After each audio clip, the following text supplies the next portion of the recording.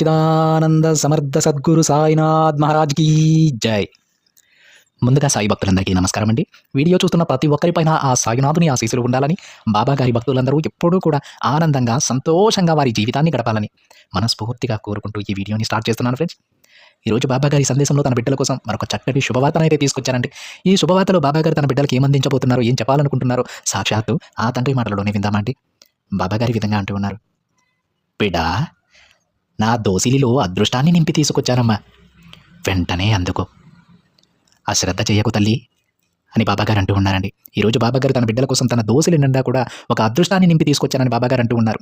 ఆ అదృష్టాన్ని అందుకున్న వెంటనే తన బిడ్డల జీవితం వారు ఊహించని రీతిలో ఒక గొప్ప మలుపు తిరగబోతోందని బాబాగారి మాటల్లోని అర్థమండి. ఆ అదృష్టం ఏ విధంగా అయినా సరే మీ తలుపు తట్టొచ్చు, బాబాగారే స్వయంగా దానిని తీసుకురావచ్చు. కాస్త గమనిస్తూ ఉండండి ఫ్రెండ్స్. అయితే ఈరోజు బాబాగారు ఏ విధంగా అదృష్టాన్ని మీకు చేర్చబోతున్నారు, దాని ద్వారా మీ జీవితాన్ని ఎలా మార్చబోతున్నారో ఆ తండ్రి మాట